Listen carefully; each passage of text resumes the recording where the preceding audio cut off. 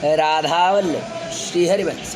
आप सभी को राधे राधे। तो आज हम लोग बताने जा रहे हैं कि धर्म क्या है तो कुछ लाइनें हैं, आप लोग बहुत गौर से सुनिएगा। अच्छा लगे वीडियो तो लाइक करिएगा, चैनल पे नए हो तो सब्सक्राइब करिएगा।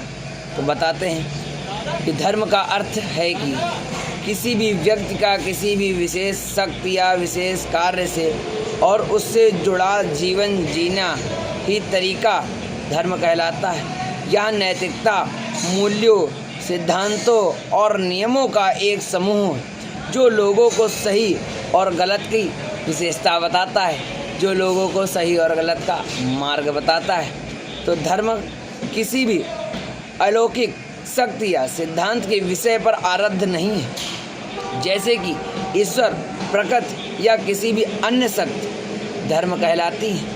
करने का मतलब ये है कि धर्म की नैतिकता, सिद्धांतों और मूल्यों की स्थापना करता है, जैसे कि सत्य, न्याय, दया और प्रेम।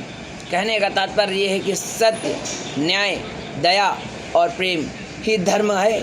अगर जो आप किसी के साथ सत्य करते हैं तो कल आपके साथ सत्य होगा। अगर जो आप किसी पर न्याय की बात करते हैं तो आपकी कभी भी बात फंसेगी तो न्याय होगा।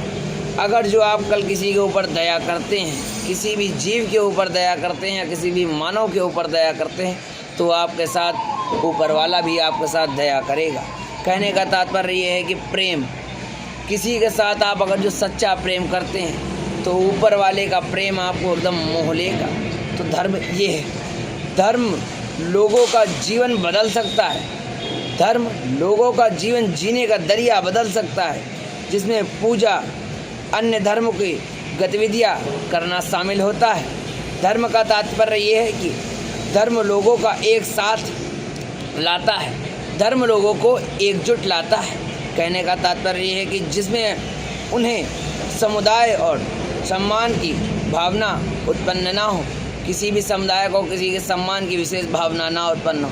धर्म का कहने का मतलब ये है कि धर्म समाज को और संस्कृति को प्रभावित करता है, जिससे भाषा, कला और आकृति शामिल होती है। कहने का मतलब ये है कि धर्म कोई अन्य जाति या अन्य बौद्ध नहीं।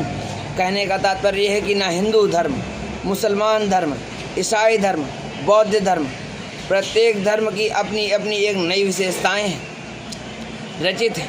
तो नैतिकता धर्म का प्राथमिक उद्देश्य ये है कि लोगों को एकजुट करना और सत्यता सबकी मदद करना, अच्छे से रहना, एकजुट रहना, एकता बना के रहना।